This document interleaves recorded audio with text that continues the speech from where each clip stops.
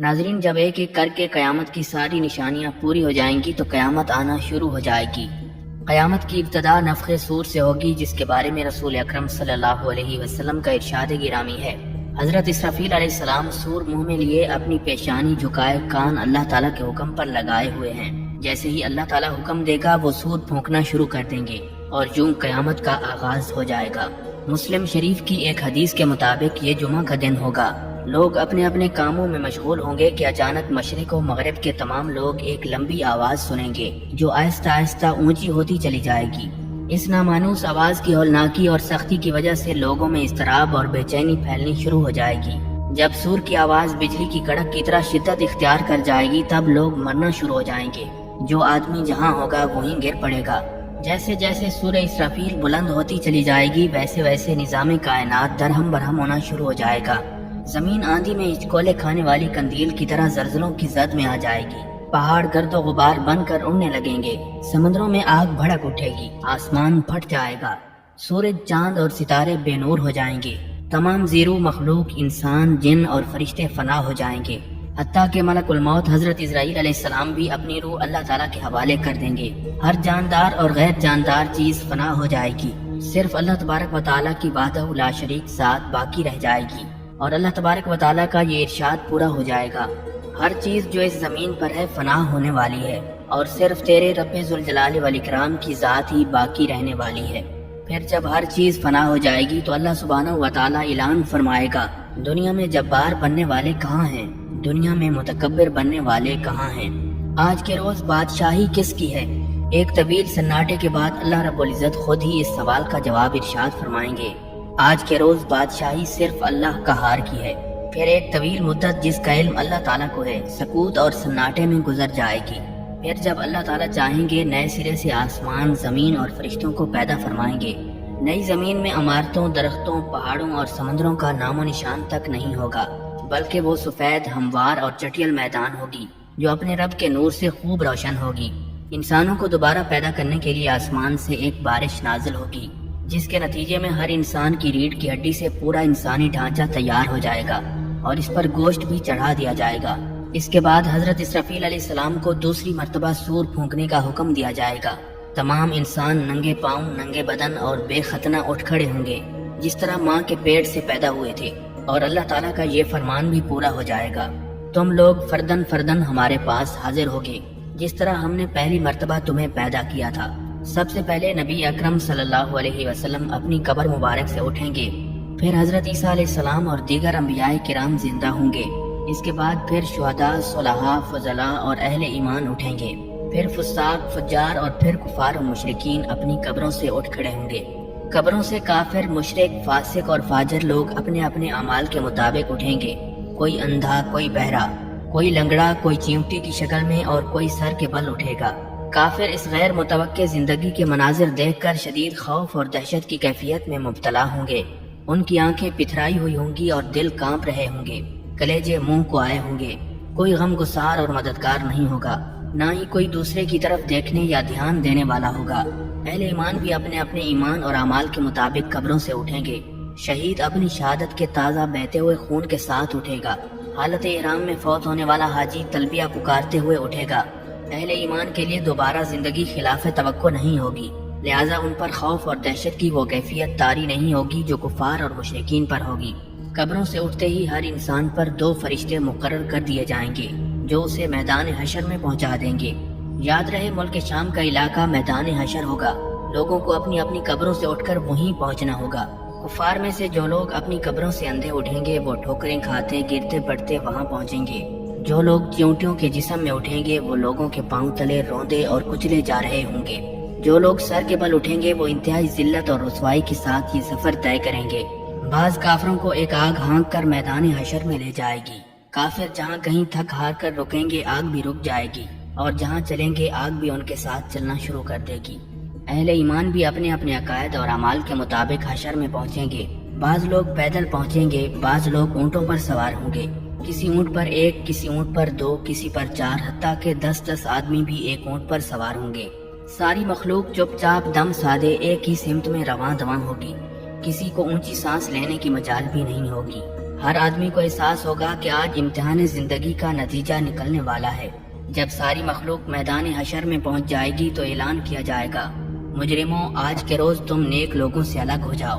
یہ سن کر سب لوگ الگ الگ گروہوں میں تقسیم کر دیے جائیں گے۔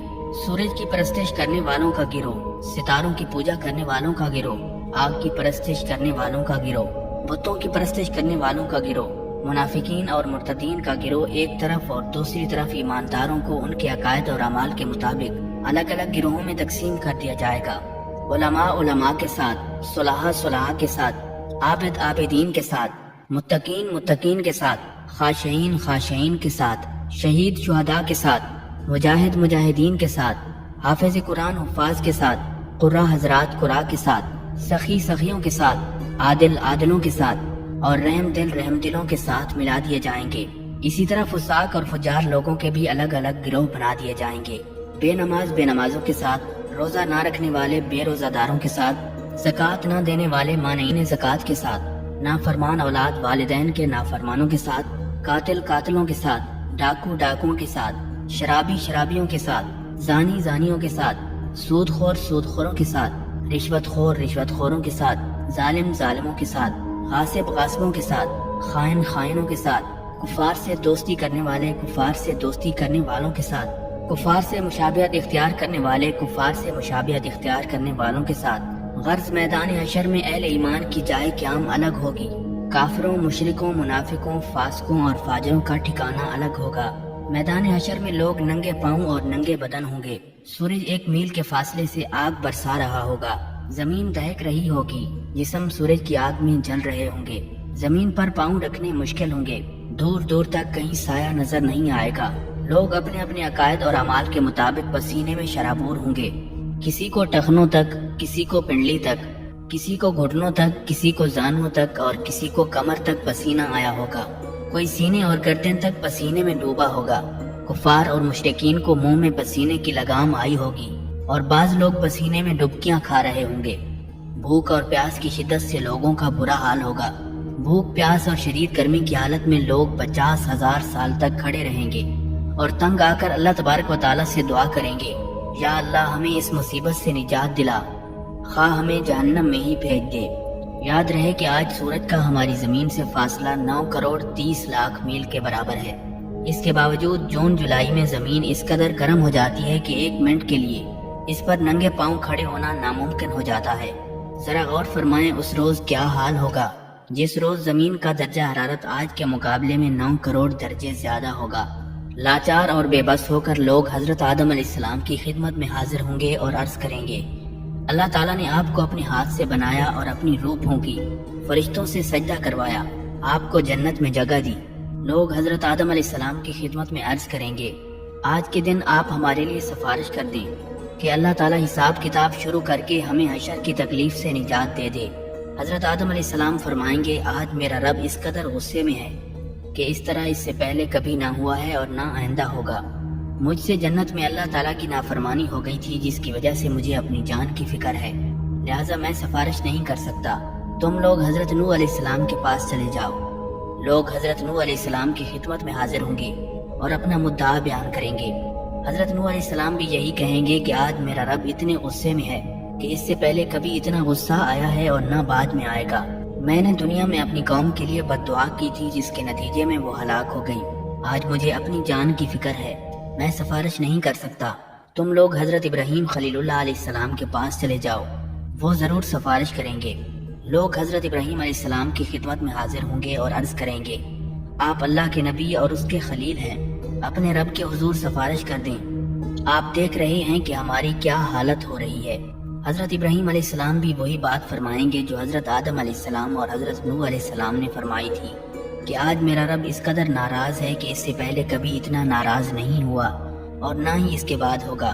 میں نے دنیا میں 3 جھوٹ بولے تھے جس کی وجہ سے آج مجھے اپنی جان کی فکر ہے، کہیں اللہ تعالیٰ باز پرس نہ کر دیں، لہذا تم لوگ موسیٰ علیہ السلام کے پاس چلے جاؤ۔ لوگ حضرت موسیٰ علیہ السلام کی خدمت میں حاضر ہوں گے اور عرض کریں گے، اللہ تعالیٰ نے آپ سے ہم کلام ہو کر سارے لوگوں پر آپ کو فضیلت دی، آپ دیکھ رہے ہیں ہماری حالت کیا ہو رہی ہے، آپ اپنے رب کے حضور ہماری سفارش کر دیں۔ حضرت موسیٰ علیہ السلام فرمائیں گے، آج تو میرا رب اس قدر غصے میں ہے کہ اس سے پہلے کبھی ہوا نہ بعد میں ہوگا۔ میں نے دنیا میں ایک آدمی قتل کر دیا تھا جس کی وجہ سے مجھے اپنی جان کی فکر ہے، لہٰذا میں سفارش نہیں کر سکتا۔ تم لوگ حضرت عیسیٰ علیہ السلام کے پاس چلے جاؤ۔ لوگ حضرت عیسیٰ علیہ السلام کے پاس حاضر ہوں گے اور عرض کریں گے، آپ اللہ کے رسول اور اللہ کی روح ہیں، آپ ہماری حالت دیکھ رہے ہیں، اپنے رب سے ہمارے لیے سفارش کریں۔ حضرت عیسیٰ علیہ السلام بھی وہی جواب دیں گے کہ آج میرا رب اس قدر غصے میں ہے کہ اس سے پہلے کبھی ہوا نہ آئندہ ہوگا۔ تم لوگ حضرت محمد مصطفیٰ صلی اللہ علیہ وسلم کے پاس چلے جاؤ، وہ ضرور تمہاری سفارش کریں گے۔ پھر لوگ امام الانبیاء حضرت محمد مصطفیٰ صلی اللہ علیہ وسلم کی خدمت میں حاضر ہوں گے اور عرض کریں گے، آپ اللہ کے رسول اور خاتم الانبیاء ہیں، آپ ہماری حالت کا اندازہ بخوبی لگا سکتے ہیں، اپنے رب کے حضور سفارش کریں کہ وہ ہمارے حساب کتاب کا آغاز فرمائے۔ نبی اکرم صلی اللہ علیہ وسلم فرمائیں گے، ہاں میں ہی آج کے روز سفارش کے لائق ہوں۔ چنانچہ نبی اکرم صلی اللہ علیہ وسلم کو میدان حشر سے شفاعت کے بلند ترین مقام محمود پر پہنچا دیا جائے گا، جو جنت میں عرش الہی کے نیچے ہوگا۔ وہاں پہنچ کر آپ صلی اللہ علیہ وسلم اپنے رب کے حضور سجدے میں گر پڑیں گے اور اللہ تعالیٰ کی حمد و ثنا کریں گے۔ پھر جب اللہ تعالیٰ کا غصہ کم ہوگا تو اللہ تعالیٰ ارشاد فرمائے گا، اے محمد صلی اللہ علیہ وسلم، سر اٹھاؤ اور سوال کرو، آج سفارش کرو، تمہاری سفارش قبول کی جائے گی۔ یہی شفاعت کبریٰ ہوگی۔ شفاعت کبریٰ کی منظوری کے بعد رسول اللہ صلی اللہ علیہ وسلم مقام محمود سے میدان حشر میں واپس تشریف لائیں گے۔ اس کے بعد حق تعالیٰ فرشتوں کی معیت میں میدان حشر میں نزول اجلال فرمائیں گے۔ فرشتے زمین کے دور و نزدیک کناروں پر صف بستہ کھڑے ہوں گے۔ 8 فرشتوں نے اللہ رب العزت کا عرش تھام رکھا ہوگا۔ عدالت الہی قائم ہو جائے گی۔ ملائکہ، انبیاء، اولیاء، صلحاء کو بطور گواہ طلب کر لیا جائے گا۔ فرشتوں کو حکم ہوگا کہ وہ لوگوں میں ان کے نام اعمال تقسیم کر دیں۔ اہل ایمان کو سامنے کی طرف سے داہنے ہاتھ میں اعمال نامہ دیا جائے گا اور کفار و مشرکین کو پشت کی طرف سے بائیں ہاتھ میں اعمال نامہ دیا جائے گا۔ اعمال نامے پر نظر ڈالتے ہی ہر آدمی کے سامنے اس کی ساری زندگی کے واقعات آ جائیں گے۔ بھولے بسرے ماضی کی ساری یادیں تازہ ہو جائیں گی۔ اہل ایمان کے روشن چہرے کچھ اور بھی روشن اور تر و تازہ ہو جائیں گے۔ اہل ایمان خوشی خوشی دوسروں کو اپنا نام اعمال دکھائیں گے، کہیں گے، لوگو آؤ میرا نام اعمال پڑھو۔ کفار و مشرکین کے چہروں کی سیاہی میں کچھ اور بھی اضافہ ہو جائے گا۔ ذلت ان کے چہروں پر چھا جائے گی۔ حسرت و ندامت سے وہ اپنے ہاتھوں کو چبائیں گے اور کہیں گے، کاش مجھے اپنا نام اعمال نہ دیا جاتا، کاش مجھے اپنا نام اعمال نہ دیا جاتا، اور کاش میں نہ جانتا کہ میرا حساب کیا ہے۔ کفار و مشرکین بار بار اپنے نام اعمال کو دیکھیں گے اور تعجب سے کہیں گے، یہ کیسا عجیب و غریب نام اعمال ہے جس میں ہر چھوٹا بڑا عمل لکھا ہوا موجود ہے۔ ہائے ہماری کم بختی، یہ نام اعمال کیسا ہے؟ کوئی چھوٹے سے چھوٹا یا بڑے سے بڑا عمل ایسا نہیں جو اس میں شامل نہ ہو۔ اعمال ناموں کی تقسیم کے بعد سوال و جواب کا سلسلہ شروع ہوگا۔ اللہ تعالیٰ جس سے چاہے گا بغیر کسی ترجمان کے براہ راست سوال کرے گا۔ سب سے پہلے مشرکوں سے پوچھا جائے گا کہ انہوں نے شرک کیوں کیا۔ مشرک انکار کر دیں گے اور اللہ تعالیٰ کی قسم کھا کر کہیں گے، ہم نے تو کبھی شرک نہیں کیا تھا۔ اللہ تعالیٰ کرامن کاتبین کو گواہی کے لیے بلائیں گے تو وہ مشرکوں کے شرک کی گواہی دیں گے، لیکن مشرک پھر انکار کر دیں گے۔ شرک سے بھرپور کرامن کاتبین کا تیار کیا ہوا نامہ اعمال ان کے سامنے رکھا جائے گا۔ مشرک اس سے بھی انکار کر دیں گے۔ پھر اس دور کے انبیاء، علماء یا اولیاء کو گواہی کے لیے بلایا جائے گا تو وہ ان کے شرک کی گواہی دیں گے، لیکن مشرک اس سے بھی انکار کر دیں گے۔ پھر قبر یا مزار کی وہ جگہ جہاں شرک کیا جاتا تھا گواہی کے لیے لائی جائے گی، وہ بھی مشرکوں کے شرک کی گواہی دے گی، لیکن مشرک اس کا بھی انکار کر دیں گے اور اللہ تعالیٰ سے مخاطب ہو کر کہیں گے، یا اللہ کیا تو نے اپنے بندوں کو ظلم سے پناہ نہیں دی؟ اللہ تعالیٰ ارشاد فرمائے گا، ہاں میں نے اپنے بندوں کو ظلم سے پناہ دی ہے۔ مشرک کہیں گے، آج ہم اپنی ذات کے علاوہ کسی دوسرے کی گواہی کو تسلیم نہیں کریں گے۔ چنانچہ اللہ تعالیٰ ان کی زبانوں پر مہر لگا دیں گے اور ان کے اعضاء کو بولنے کا حکم دیں گے۔ تب مشرکوں کے اعضاء گواہی دیں گے کہ ہاں واقعی یہ شرک کرتے تھے، اور یوں ان پر جہنم واجب ہو جائے گی۔ اپنے اعضاء کو لان تان کریں گے کہ ہم تو تمہیں جہنم سے بچانے کی کوشش کر رہے تھے۔ جواب میں اعضاء کہیں گے، جس اللہ نے تمہیں بولنے کی قوت عطا فرمائی ہے اس نے ہمیں بولنے کا حکم دیا تھا، ہم کیسے انکار کر سکتے تھے؟ ایک منافق سے اللہ تعالیٰ سوال کرے گا، کیا میں نے تمہیں دنیا میں عزت، حکومت، اہل و عیال اور مال و دولت نہیں دیا تھا؟ وہ عرض کرنے لگا، کیوں نہیں یا اللہ، سب کچھ دیا تھا۔ اللہ تعالیٰ دوسرا سوال پوچھے گا، کیا تجھے یقین تھا کہ قیامت آئے گی اور اللہ کے سامنے جواب دینا ہوگا؟ منافق کہے گا ہاں یا رب مجھے پورا یقین تھا، میں نے تیرا کلمہ پڑھا، تیری کتاب پر ایمان لایا، تیرے رسول پر ایمان لایا، نماز پڑھی، روزے رکھے اور زکوٰۃ دی۔ منافق اپنی تعریفیں کرنے میں پورا زور بیان صرف کر دے گا۔ اللہ تعالیٰ ارشاد فرمائے گا ذرا ٹھہرو، ہم کچھ اور گواہ لاتے ہیں۔ منافق اپنے دل میں سوچے گا کہ میں تو مسلمانوں کے ساتھ مل کر نماز روزہ کرتا رہا، آج میرے خلاف گواہی کون دے گا؟ اللہ تعالیٰ اس کے منہ پر مہر لگا دیں گے اور اس کی ران کو بولنے کا حکم دیں گے۔ چنانچہ اس کی ران، اس کے بدن کا گوشت، اس کے بدن کی ہڈیاں اور اس کے جسم کا رواں اس کے نفاق کی گواہی دے گا کہ ایک طرف تو یہ نماز روزہ کرتا رہا اور دوسری طرف کفار کی دوستی پر نازاں تھا، ان کے مفادات کا تحفظ کرتا رہا، مسلمانوں کو دھوکہ دیتا رہا اور ان سے غداری کرتا رہا۔ اللہ تعالیٰ اس پر سخت غضبناک ہوں گے اور جہنم اس پر واجب ہو جائے گی۔ ناظرین، اہل ایمان سے سوال و جواب کا انداز بالکل مختلف ہوگا۔ ایک مومن آدمی کو اللہ تعالیٰ اپنے قریب بلا کر اس پر اپنا دامن رحمت ڈالے گا۔ اللہ تعالیٰ اس سے سوال فرمائے گا تو نے فلاں گناہ کیا تھا، تو نے فلاں گناہ کیا تھا۔ مومن عرض کرے گا ہاں یا اللہ میں نے کیا تھا۔ اللہ تعالیٰ اس کے ایک ایک گناہ کے بارے میں سوال فرمائے گا تو وہ اقرار کرتا چلا جائے گا۔ وہ سوچے گا کہ اب تو وہ ضرور ہلاک ہو جائے گا۔ آخر میں اللہ تعالیٰ اس سے ارشاد فرمائے گا میں نے تیرے گناہوں پر دنیا میں بھی پردہ ڈالا تھا اور آج بھی پردہ ڈال رہا ہوں، پھر اسے جنت میں بھیج دیا جائے گا۔ ناظرین، افراد کے علاوہ انبیاء اور رسولوں کی تکذیب کرنے والی قوم سے بھی سوال و جواب ہوں گے۔ قوم نوح سے سوال ہوگا تم نے پیغمبر کی تکذیب کیوں کی تھی؟ وہ حضرت نوح علیہ السلام اور ان کی دعوت کا انکار کریں گے۔ اللہ تعالیٰ حضرت نوح علیہ السلام سے فرمائے گا اے نوح اپنے حق میں کوئی گواہ لاؤ۔ حضرت نوح علیہ السلام عرض کریں گے میری گواہ امت محمدیہ ہے۔ چنانچہ امت محمدیہ کے علماء، اولیاء اور صلحاء حاضر کیے جائیں گے۔ وہ گواہی دیں گے کہ ہاں حضرت نوح علیہ السلام پیغمبر بنا کر بھیجے گئے تھے اور انہوں نے 950 سال تک حق رسالت ادا کیا تھا۔ قوم نوح کہے گی تم تو ہمارے زمانے میں موجود ہی نہیں تھے، تم یہ گواہی کیسے دے رہے ہو؟ اس پر نبی اکرم صلی اللہ علیہ وسلم کو لایا جائے گا اور وہ اپنی امت کی صداقت کی گواہی دیں گے کہ میری امت نے قرآن مجید کی روح سے بالکل سچی گواہی دی ہے۔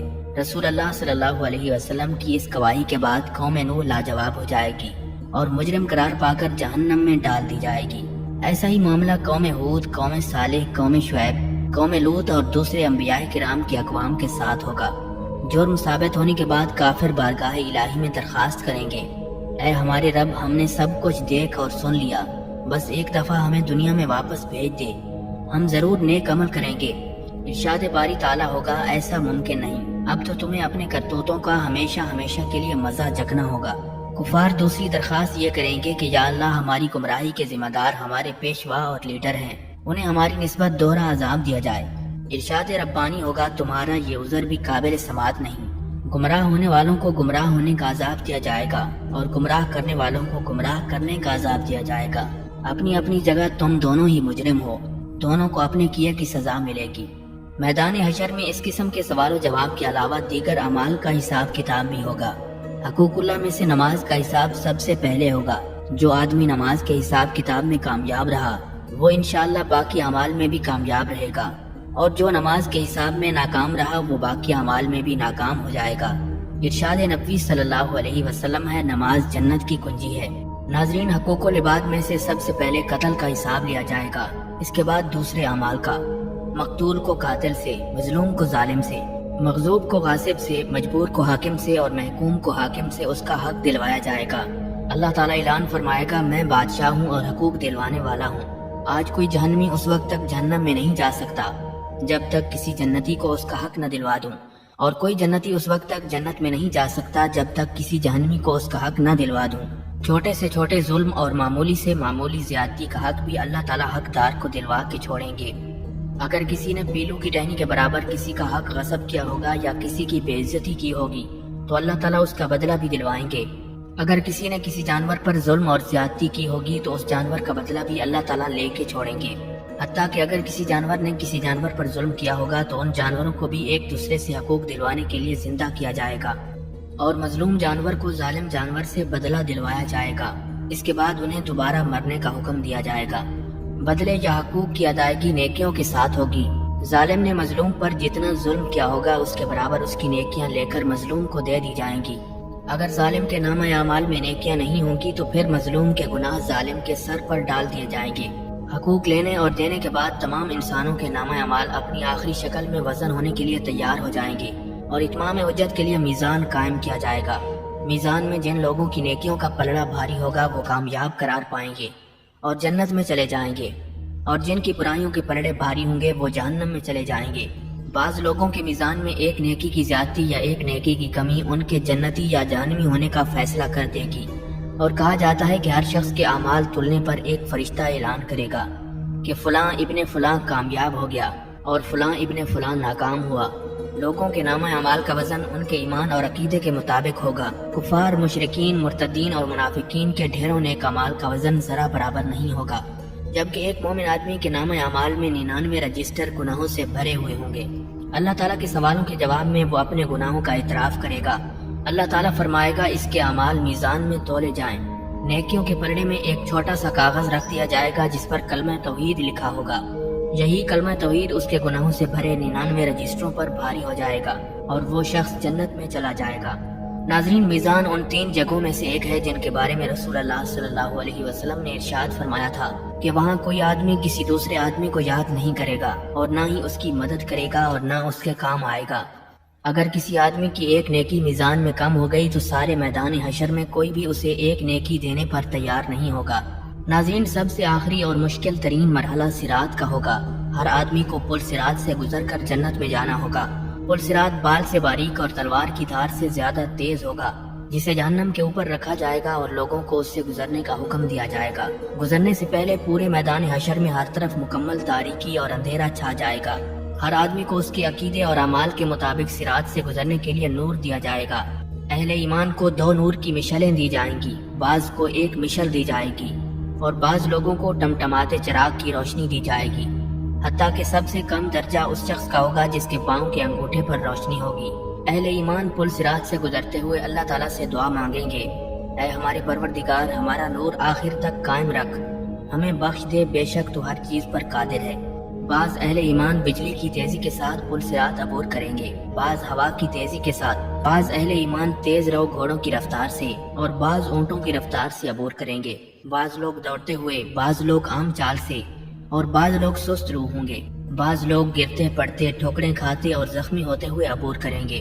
پل صراط کے دونوں طرف کانٹے لگے ہوں گے جو اللہ تعالیٰ کے حکم کے مطابق بعض لوگوں کے چلنے میں صرف رکاوٹ ڈالیں گے، بعض لوگوں کو پل کے اوپر سے ہی بار بار گراتے رہیں گے، بعض لوگوں کو صرف زخمی کریں گے اور بعض کو کھینچ کر جہنم میں ڈال دیں گے۔ کچھ لوگ چند قدم ہی چلیں گے تو انہیں جہنم میں گرا دیا جائے گا، بعض لوگ کچھ فاصلہ طے کریں گے تو جہنم میں گرا دیے جائیں گے، بعض لوگ نصف فاصلہ طے کرنے کے بعد گرائے جائیں گے، کچھ لوگ پل صراط عبور کرنے کے قریب ہوں گے تو گرا دیے جائیں گے۔ انسان کے اعمال صالحہ صراط پر نہ صرف نور مہیا کریں گے بلکہ انسان کی حفاظت بھی کریں گے۔ یہ بھی کہا جاتا ہے کہ قربانی کے جانور سواریوں کا کام دیں گے۔ پل صراط سے گزرنے کا منظر اس قدر ہولناک ہوگا کہ کسی کی زبان سے کوئی بات نہیں نکلے گی، صرف انبیاء کرام کی زبان سے یہ آواز سنائی دے گی، رب سلم رب سلم، یا اللہ بچا لے، یا اللہ بچا لے۔ پل صراط سب سے پہلے امام الانبیاء حضرت محمد مصطفیٰ صلی اللہ علیہ وسلم اور آپ کی امت عبور کرے گی، بعد میں دیگر انبیاء اور ان کی امتیں عبور کریں گی۔ پل صراط عبور کرنے کے بعد تمام اہل ایمان پل صراط کے آخری حصے کنترا میں روک لیا جائیں گے، اور جن مسلمانوں کے درمیان کوئی غلط فہمی، گلا شکوہ، غصہ یا ناراضگی ہوگی وہ دور کی جائے گی۔ جب سارے اہل ایمان مکمل طور پر پاک اور صاف ہو جائیں گے تب انہیں جنت میں داخل ہونے کی اجازت دی جائے گی۔ رسول اکرم صلی اللہ علیہ وسلم جنت کے دروازے پر تشریف لائیں گے، دروازہ کھلے گا تو آپ صلی اللہ علیہ وسلم اپنی امت سمیت جنت میں قدم رنجہ فرمائیں گے۔ جنت میں داخل ہونے کے بعد آپ صلی اللہ علیہ وسلم کو اپنی امت کی فکر لاحق ہوگی۔ نبی علیہ الصلوۃ والسلام اپنی امت کا حال دریافت فرمائیں گے۔ جب آپ کو معلوم ہوگا کہ بے شمار امتی جہنم میں ہیں تو آپ اللہ کے حضور سجدے میں گر پڑیں گے، اللہ تعالیٰ کی حمد و ثنا کر کے سفارش کی اجازت طلب کریں گے۔ طویل مدت سجدے میں گزارنے کے بعد حکم ہوگا، اے محمد صلی اللہ علیہ وسلم جاؤ، اپنی امت میں سے جن کے دل میں جو کے دانے کے برابر ایمان ہے انہیں جہنم سے نکال کر جنت میں داخل کر دو۔ پھر رسول اکرم صلی اللہ علیہ وسلم فرشتوں کو لے کر اپنی امت کے برگزیدہ افراد کے ساتھ جہنم کے کنارے تک جائیں گے اور فرمائیں گے، اپنے اپنے عزیز و اقارب اور اپنی اپنی جان پہچان کے افراد کی نشانی بتاؤ تاکہ فرشتے انہیں نکال لائیں۔ چنانچہ ایسے لوگ جن کے دل میں جو کے دانے کے برابر ایمان ہوگا انہیں جہنم سے نکال کر جنت عطا کر دی جائے گی۔ اس وقت نبی کریم صلی اللہ علیہ وسلم کی امت اہل جنت کا 1/4 ہوگی۔ آپ صلی اللہ علیہ وسلم کی سفارش دیکھ کر دیگر انبیاء کرام بھی اپنی اپنی امتوں کی سفارش شروع کر دیں گے۔ امت محمدیہ کے شہداء، اولیاء، علماء اور صلحاء کو بھی شفاعت کی اجازت دی جائے گی، اور وہ بھی اپنے اپنے عزیز و اقارب اور جان پہچان کے لوگوں کی سفارش کر کے انہیں جہنم سے نکلوا کر جنت میں لے جائیں گے۔ رسول اکرم صلی اللہ علیہ وسلم جنت میں واپس پہنچ کر پھر امت کے بارے میں سوال کریں گے کہ اب میری امت میں سے کتنے جہنم میں باقی ہیں؟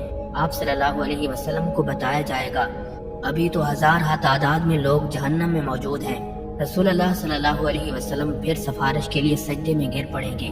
اذن شفاعت ملے گا کہ آپ صلی اللہ علیہ وسلم کی امت کے وہ افراد جن کے دل میں چیونٹی یا رائی کے برابر ایمان ہے انہیں بھی نکال لاؤ۔ پھر آپ صلی اللہ علیہ وسلم حسب سابق امت کے علماء، اولیاء اور صلحاء کو ساتھ لے کر جہنم کے کنارے پہنچیں گے اور رائی کے برابر ایمان والوں کو جہنم سے نکال کر جنت میں لے جائیں گے۔ تب آپ صلی اللہ علیہ وسلم کی امت اہل جنت کی 1/3 ہو جائے گی۔ نبی علیہ الصلوۃ والسلام پھر استفسار فرمائیں گے میری امت کے کتنے افراد جہنم میں موجود ہیں؟ آپ کو بتایا جائے گا ابھی تو ہزاروں امتی جہنم میں ہیں۔ نبی علیہ الصلوۃ والسلام پھر اذن شفاعت کے لیے سجدہ ریز ہو جائیں گے، اللہ تعالیٰ کی حمد و ثنا کریں گے۔ پھر اذن شفاعت ملے گا کہ چیونٹی یا رائی سے کم درجے کے ایمان والوں کو بھی جہنم سے نکال لاؤ۔ اذن شفاعت ملنے پر آپ صلی اللہ علیہ وسلم پھر فرشتوں کی معیت میں اپنے امت کے علماء، فضلاء، اولیاء اور صلحاء کے ساتھ جہنم کے کنارے پہنچیں گے اور امت کے ان افراد کو جہنم سے نکلوائیں گے جن کے دل میں رائی سے بھی کم درجے کا ایمان ہوگا۔ تب آپ صلی اللہ علیہ وسلم کی امت اہل جنت کی نصف تعداد کے برابر ہو جائے گی۔ چوتھی مرتبہ پھر رسول اللہ صلی اللہ علیہ وسلم ان لوگوں کے لیے اذن شفاعت طلب کریں گے جنہوں نے ساری زندگی میں صرف ایک بار لا الہ الا اللہ پڑھا ہوگا۔ اللہ تعالیٰ ارشاد فرمائے گا میری عزت، عظمت، جلال اور کبریائی کی قسم، جس نے لا الہ الا اللہ کہا ہے اسے میں خود جہنم سے نکالوں گا۔ چنانچہ آخر میں اللہ تعالیٰ خود ان لوگوں کو جہنم سے نکال کر جنت میں داخل فرمائے گا جنہوں نے لا الہ الا اللہ کہا ہوگا۔ جنتی لوگ اس آخری گروہ کو رحمان کے آزاد کردہ کہہ کر پکاریں گے۔ شفاعت کا سلسلہ جب مکمل ہو جائے گا اور تمام اہل جنت جنت میں داخل ہو جائیں گے، تب اہل جنت میں اپنی اولادوں اور عزیز و اقارب سے ملنے کا تجسس پیدا ہوگا اور وہ ان سے ملنے اور انہیں دیکھنے کی خواہش کا اظہار کریں گے۔ ارشاد باری تعالیٰ ہوگا کہ اولادوں کو ان کے والدین کے ساتھ ملا دیا جائے۔ چنانچہ تمام اہل جنت کے اہل و عیال کو ایک جگہ اکٹھا کر دیا جائے گا۔ ناظرین، اہل جنت کے جنت میں آباد ہو جانے کے بعد اور اہل جہنم کے جہنم میں پہنچنے کے بعد سب کو آواز دی جائے گی، اے اہل جنت جنت کے کنارے پر آ جاؤ، اے اہل جہنم جہنم کے کنارے پر آ جاؤ۔ دونوں فریق امید کی کیفیت میں منادی کی طرف متوجہ ہوں گے۔ ایک سفید مینڈا ہوگا جس کے بارے میں اہل جنت اور اہل جہنم سے پوچھا جائے گا کیا تم اسے پہچانتے ہو؟ اہل جنت اور اہل جہنم دونوں کہیں گے ہاں ہم اسے پہچانتے ہیں، یہ موت ہے۔ اس کے بعد اللہ تعالیٰ اس مینڈے کو ذبح کرنے کا حکم دے گا۔ مینڈے کو ذبح کرنے کے بعد اعلان کر دیا جائے گا، اے جنت والو تمہارے لیے ہمیشہ ہمیشہ کے لیے جنت ہے، تمہیں کبھی موت نہیں آئے گی، اور اے جہنم والو تمہارے لیے ہمیشہ ہمیشہ کی جہنم ہے، تمہیں کبھی موت نہیں آئے گی۔ یہ سن کر جنتی لوگ اس قدر خوش ہوں گے کہ اگر خوشی سے مرنا ممکن ہوتا تو جنتی لوگ خوشی سے مر جاتے۔ جہنمی یہ اعلان سن کر اس قدر مغموم ہوں گے کہ اگر ہم سے مرنا ممکن ہوتا تو جہنمی لوگ ہم سے مر جاتے۔ سور پھونکنے سے لے کر جنت یا جہنم میں پہنچنے تک کے یہ وہ مراحل ہیں جن سے ہر انسان کو گزرنا ہوگا۔ ناظرین، حضرت ابو ہریرہ رضی اللہ تعالیٰ عنہ سے روایت ہے کہ رسول اللہ صلی اللہ علیہ وسلم نے ارشاد فرمایا، قیامت کے روز نیک اعمال پیش ہوں گے۔ سب سے پہلے نماز آئے گی اور عرض کرے گی یا اللہ میں نماز ہوں۔ اللہ تعالیٰ فرمائے گا تو خیر پر ہے۔ پھر صدقہ آئے گا اور عرض کرے گا یا اللہ میں صدقہ ہوں۔ اللہ تعالیٰ فرمائے گا تو بھی خیر پر ہے۔ پھر روزہ پیش ہوگا اور عرض کرے گا یا اللہ میں روزہ ہوں۔ اللہ تعالیٰ فرمائے گا تو بھی خیر پر ہے۔ پھر اور اعمال بھی اسی طرح پیش ہوں گے۔ اللہ تعالیٰ انہیں بھی فرمائیں گے کہ تم بھی خیر پر ہو۔ پھر سلام پیش ہوگا اور عرض کرے گا یا اللہ آپ السلام ہیں اور میں اسلام ہوں۔ اللہ تعالیٰ فرمائے گا تو بھی خیر پر ہے، تیری وجہ سے میں آج گرفت کروں گا اور تیری ہی وجہ سے عطا کروں گا۔ حضرت نواس بن سمان رضی اللہ تعالیٰ عنہ سے روایت ہے کہ میں نے رسول اللہ صلی اللہ علیہ وسلم کو یہ فرماتے ہوئے سنا، قرآن کریم اور ان حضرات کو جو اس پر عمل کرتے تھے قیامت کے دن پیش کیا جائے گا۔ سورہ بقرہ اور سورہ آل عمران دو سیاہ بادلوں یا صاحبانوں کی طرح ان کے آگے آگے چل رہی ہوں گی، اور ان دونوں کے درمیان ایک کرن ہوگی، یا اس طرح کہ وہ صف در صف پرندوں کی دو ٹولیاں ہیں جو اپنے پڑھنے اور عمل کرنے والے کے حق میں سفارش کر رہی ہیں۔ حضرت ہریرہ رضی اللہ تعالیٰ عنہ سے روایت ہے کہ آپ صلی اللہ علیہ وسلم نے ارشاد فرمایا، جب صاحب قرآن کی قبر کو کھولا جائے گا تو اسے قرآن دبلے پتلے آدمی کی شکل میں ملے گا اور استفسار کرے گا کہ کیا تو مجھے جانتا ہے؟ صاحب قرآن کہے گا نہیں، میں نہیں جانتا۔ قرآن مجید کہے گا میں وہی ہوں جس نے گرمیوں کی دوپہر میں تجھے پیاسا رکھا اور راتوں کو تجھے بیدار رکھا۔ ہر تاجر کو تجارت کے بعد منافع ملتا ہے اور میں تیری تجارت کا منافع ہوں۔ پھر صاحب قرآن کے دائیں ہاتھ میں ملک اور بائیں ہاتھ میں خلد دے دی جائے گی اور وقار کا تاج اس کے سر پر رکھ دیا جائے گا۔ اس کے والدین کو 2 پوشاکیں پہنائی جائیں گی کہ ساری دنیا جن کا بدل نہیں بن سکے گی۔ صاحب قرآن کے والدین پوچھیں گے ہمیں یہ پوشاکیں کیوں پہنائی جا رہی ہیں؟ انہیں جواب دیا جائے گا اس لیے کہ تمہارے بیٹے نے قرآن کریم یاد کیا ہے۔ حضرت ابو امامہ رضی اللہ تعالیٰ عنہ سے روایت ہے کہ سرکار مدینہ صلی اللہ علیہ وسلم نے ارشاد فرمایا، جس شخص نے کتاب اللہ کی کوئی آیت سیکھی تو وہ قیامت کے دن اسے ملے گی اور اس کے چہرے پر دمک رہی ہوگی۔ حضرت ابو موسیٰ اشعری رضی اللہ تعالیٰ عنہ سے روایت ہے کہ سرکار دو عالم صلی اللہ علیہ وسلم نے ارشاد فرمایا، اللہ تعالیٰ قیامت کے دن ایام کو ان کی شکلوں میں مبعوث کریں گے اور جمعہ کے دن کو خوب چمکنے والا بنائیں گے۔ جمعہ کے دن عبادت کا اہتمام کرنے والے حضرات کو جمعہ نے اپنے ایسے جلوے میں لیا ہوگا جس طرح دلہن کو اس کے خاوند کے پاس لے جایا جاتا ہے۔ یہ دن ان کے لیے روشن اور چمکدار ہوگا اور وہ اس کی روشنی میں چلتے ہوں گے۔ ان کے رنگ برف کی مثل سفید ہوں گے اور ان کی خوشبو کستوری کی مثل مہک رہی ہوگی۔ وہ کافور کے پہاڑوں پر گفتگو کر رہے ہوں گے۔ انسان اور جنات دونوں ان کی طرف دیکھ رہے ہوں گے اور وہ خوشی سے پلک تک نہیں جھپکائیں گے جہاں تک کہ جنت میں داخل ہو جائیں گے۔ ان کے مرتبے تک کوئی شخص نہیں پہنچ سکے گا سوائے ان مؤذنین کے جنہوں نے صرف اللہ کی رضا کے لیے اذان دی تھی۔ حضرت زید بن اسلم رضی اللہ تعالیٰ عنہ فرماتے ہیں، مجھے یہ بات پہنچی ہے کہ قیامت کے دن مومن کے سامنے اس کا نیک عمل نہایت حسین صورت میں پیش ہوگا، ایسی حسین صورت اور لباس میں کہ جس کو اللہ تعالیٰ نے سب سے زیادہ حسین بنایا ہے۔ اس کی خوشبو نہایت پاکیزہ ہوگی۔ عمل صالح نیک آدمی کے پہلو میں بیٹھے گا۔ جب بھی نیک آدمی گھبرائے گا یہ اس کو تسلی دے گا اور اگر خوف زدہ ہوگا تو اس کے خوف کو دور کر دے گا۔ یہ نیک شخص عمل صالح سے کہے گا، اللہ تعالیٰ تجھے جزائے خیر دے، تم کتنے اچھے ہو، کون ہو تم؟ وہ کہے گا، تم مجھے نہیں جانتے، میں قبر میں بھی تمہارے ساتھ تھا اور دنیا میں بھی، میں تیرا عمل ہوں، اللہ کی قسم تیرا عمل اچھا تھا اس لیے تو نے مجھے بھی پاکیزہ دیکھا ہے، آ مجھ پر سوار ہو جا، میں بھی دنیا میں عرصہ دراز تک تجھ پر سوار رہا ہوں۔ پھر یہ عمل کہے گا، یا اللہ ہر عمل کرنے والا اپنے عمل کے نتیجے کو پہنچ گیا، ہر تاجر اور کاریگر اپنی تجارت حاصل کر چکا سوائے میرے ساتھی کے، اس نے خود کو مجھ میں مشغول رکھا۔ اللہ تعالیٰ اس سے پوچھے گا، اب تیرا کیا مطالبہ ہے؟ وہ عرض کرے گا، اے اللہ مغفرت اور رحمت فرمائیں۔ اللہ تعالیٰ فرمائے گا، میں نے اسے بخش دیا۔ پھر اس کو کرامت کی پوشاک پہنائی جائے گی اور اس پر وقار کا تاج سجایا جائے گا جس میں ایک ایسا موتی ہوگا جو 2 دن کی مسافت سے بھی چمکتا ہوگا۔ پھر وہ عمل کہے گا، یا اللہ اس نے اپنے والدین کی طرف سے بھی نیک اعمال کیے تھے، اور ہر مزدور اور ہر تاجر اپنے منافع میں اپنے والدین کو شریک کرتا ہے، یوں والدین کو بھی وہ انعامات ملیں گے جو صاحب عمل کو ملے تھے، جبکہ دوسری طرف کافر کا عمل بدترین شکل اور بدبودار ترین صورت میں تبدیل ہو کر اس کے پہلو میں بیٹھے گا۔ جب بھی کافر کو کوئی چیز خوف زدہ کرے گی تو یہ اس کے خوف میں اضافہ کر دے گا، جب گھبراہٹ ہوگی تو یہ اسے مزید گھبراہٹ میں مبتلا کر دے گا۔ کافر اسے کہے گا، تو بہت برا ساتھی ہے، تو کون ہے؟ وہ کہے گا، کیا تو مجھے نہیں جانتا؟ کافر کہے گا، نہیں میں تو تجھے نہیں جانتا۔ وہ کہے گا، میں تیرا برا عمل ہوں، تیرا عمل برا تھا اس لیے تو نے مجھے بد شکل دیکھا، اور تیرا عمل بدبودار تھا اس لیے تو نے مجھے بھی بدبودار دیکھا۔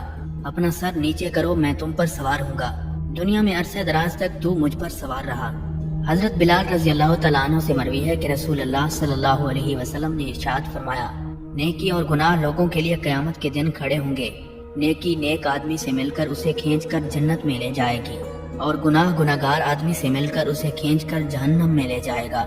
حضرت عبداللہ ابن عباس رضی اللہ تعالیٰ عنہ فرماتے ہیں کہ قیامت کے دن دنیا کو سفید اور سیاہ بالوں والی بد شکل بڑھیا کی شکل میں پیش کیا جائے گا، اس کے نوکیلے دانت باہر نکلے ہوئے ہوں گے۔ دنیا جب مخلوق کے سامنے ظاہر ہوگی تو مخلوق سے پوچھا جائے گا، کیا تم اسے پہچانتے ہو؟ وہ کہیں گے، ہم اسے پہچاننے سے اللہ کی پناہ چاہتے ہیں۔ انہیں کہا جائے گا، یہ دنیا ہے، اسی کے سبب تو نے ایک دوسرے پر فخر کیا، اسی کے سبب تم نے قطع رحمی کی، بغض رکھا اور دھوکے میں رہے۔ پھر فرمایا، دنیا کو جہنم میں ڈال دیا جائے گا۔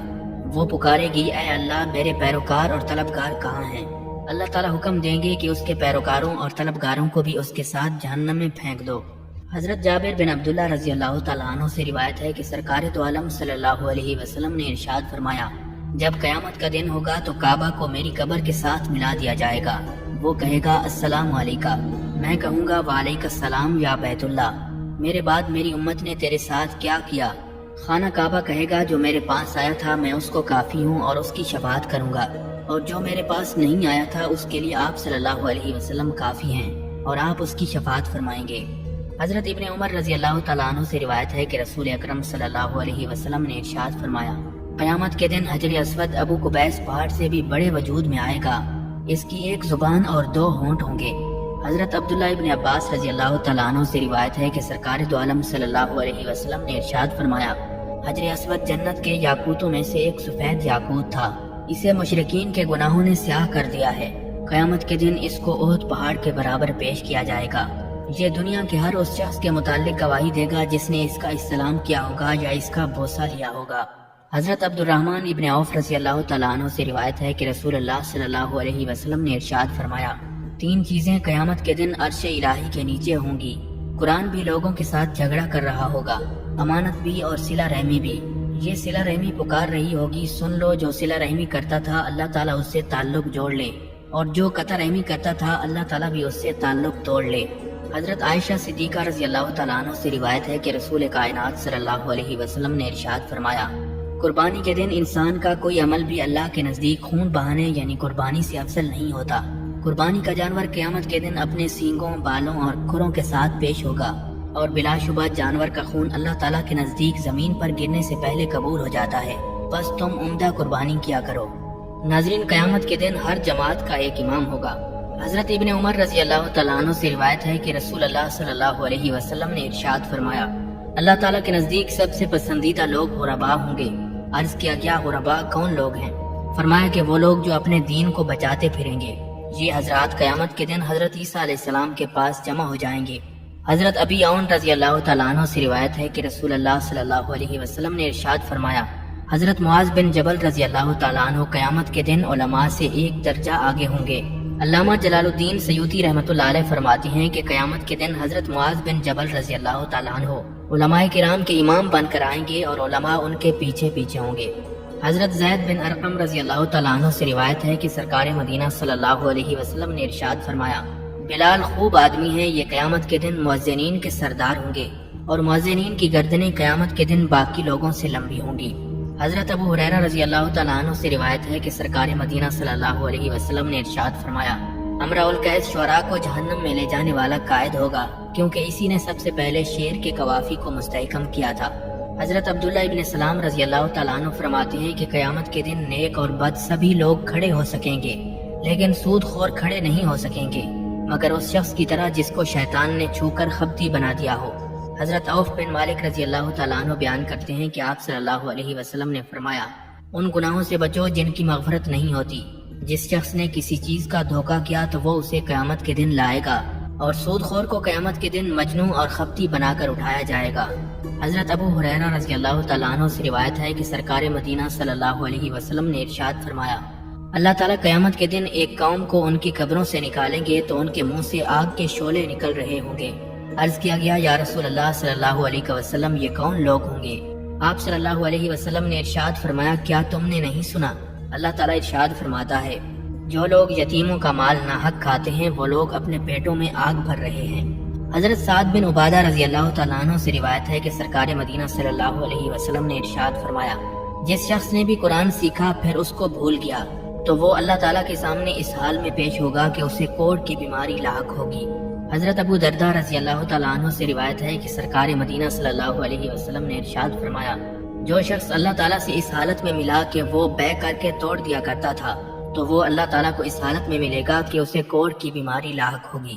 حضرت جابر رضی اللہ تعالیٰ عنہ سے مروی ہے کہ سرکار دو عالم صلی اللہ علیہ وسلم نے ارشاد فرمایا، اللہ تعالیٰ قیامت کے دن کچھ لوگوں کو چیونٹیوں کی صورت میں اٹھائیں گے جنہیں لوگ اپنے پیروں تلے رونتے ہوں گے۔ پوچھا جائے گا کہ ان چیونٹیوں کی جسامت والوں نے کیا جرم کیا ہے، تو بتایا جائے گا یہ دنیا میں تکبر کرتے تھے۔ حضرت ابن مسعود رضی اللہ تعالیٰ عنہ سے روایت ہے کہ سرکار دو عالم صلی اللہ علیہ وسلم نے ارشاد فرمایا، جو شخص اس حالت میں سوال کرے کہ اس کے پاس اتنا مال موجود ہو کہ اس کی ضرورت پوری ہو سکتی ہو تو وہ قیامت کے دن اس حال میں آئے گا کہ اس کا چہرہ عیب دار اور خراش دار ہوگا۔ حضرت ابن عباس رضی اللہ تعالیٰ عنہ روایت کرتے ہیں کہ رسول اکرم صلی اللہ علیہ وسلم نے ارشاد فرمایا، جس نے فاقے میں مبتلا ہوئے بغیر اور اہل خانہ کی کفالت کی عدم طاقت کے بغیر دستے سوال دراز کیا تو وہ قیامت کے دن اس حال میں آئے گا کہ اس کے چہرے پر گوشت نہیں ہوگا۔ حضرت زازان رضی اللہ تعالیٰ عنہ سے روایت ہے کہ نبی علیہ الصلوۃ والسلام نے ارشاد فرمایا، جس نے قرآن پاک سیکھا اور اسے کمائی کا ذریعہ بنا لیا تو قیامت کے دن اس کے چہرے پر ہڈیاں ہوں گی، گوشت نہیں ہوگا۔ حضرت حذیفہ بن یمان رضی اللہ تعالیٰ عنہ سے روایت ہے کہ رسول اللہ صلی اللہ علیہ وسلم نے ارشاد فرمایا، جس نے قبلہ رخ تھوک پھینکا وہ قیامت کے دن اس حالت میں آئے گا کہ وہ تھوک اس کی دونوں آنکھوں کے درمیان لگا ہوگا۔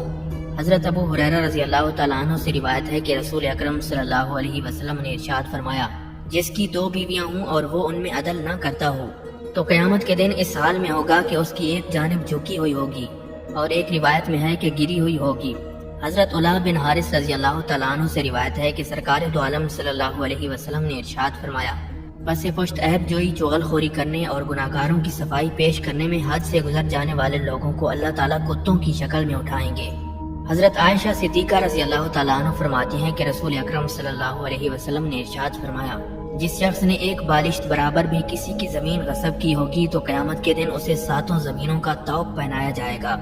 حضرت حکم بن حارث اسلمی رضی اللہ تعالیٰ عنہ فرماتے ہیں، جس نے مسلمانوں کے راستے میں سے ایک بالشت پر بھی قبضہ کیا تو وہ قیامت کے دن اسے لائے گا اور اسے 7 زمینوں کا وزن اٹھانا پڑے گا۔ حضرت ابو موسیٰ اشعری رضی اللہ تعالیٰ عنہ فرماتے ہیں کہ رسول اکرم صلی اللہ علیہ وسلم نے ارشاد فرمایا، سب سے بڑی خیانت اللہ تعالیٰ کے نزدیک 1 گز زمین کی خیانت ہے۔ تم زمین کے یا گھر کے 2 پڑوسیوں کو دیکھتے ہو کہ ایک دوسرے کے حق میں سے 1 گز زمین کی خیانت کر لیتے ہیں، اگر وہ اس پر قبضہ کریں گے تو اللہ تعالیٰ قیامت کے دن انہیں 7 زمینوں کا طوق پہنائے گا۔ حضرت ابو حمید ساعدی رحمۃ اللہ علیہ فرماتے ہیں کہ نبی علیہ الصلوۃ والسلام نے قبیلہ ازد کے ایک جوان کو صدقہ کی وصولی کے لیے مقرر کیا۔ جب وہ واپس آئے تو کہنے لگے، یہ مال آپ صلی اللہ علیہ وسلم کا ہے اور یہ مجھے ہدیہ دیا گیا ہے۔ یہ سن کر نبی علیہ الصلوۃ والسلام کھڑے ہوئے اور اللہ تعالیٰ کی حمد و ثنا بیان کی، پھر فرمایا، اگر میں تم میں سے ایک شخص کو ایسے کام کی ذمہ داری سپرد کرتا ہوں جس کی ذمہ داری اللہ نے مجھے سونپی ہے تو وہ واپس آ کر کہتا ہے کہ یہ آپ صلی اللہ علیہ وسلم کا ہے اور یہ مجھے ہدیہ کیا گیا ہے، اگر وہ سچا ہے تو اپنے والدین کے گھر کیوں نہیں بیٹھ جاتا کہ اس کے پاس وہ ہدیہ خود بخود آ جاتا۔ اللہ کی قسم تم میں سے کوئی بھی شخص کوئی چیز ناحق نہ لے، ورنہ وہ اللہ تعالیٰ کے روبرو پیش ہو تو اس نے اونٹ کو اٹھا رکھا ہو جو بلبلا رہا ہوگا، یا بیل کو اٹھا رکھا ہو جو ڈکار رہا ہوگا، یا بکری اٹھا رکھی ہوگی جو ممیا رہی ہوگی۔ حضرت ابو ہریرہ رضی اللہ تعالیٰ عنہ اور حضرت سعد بن عبادہ رضی اللہ تعالیٰ عنہ دونوں سے روایت ہے کہ نبی علیہ الصلوۃ والسلام نے ارشاد فرمایا، جو شخص 10 افراد کا بھی امیر ہوگا اسے بھی قیامت کے دن ہتھ کڑی لگا کر پیش کیا جائے گا، اس ہتھ کڑی سے سوائے اس کے عدل و انصاف کے کوئی چیز اسے چھڑا نہیں سکے گی۔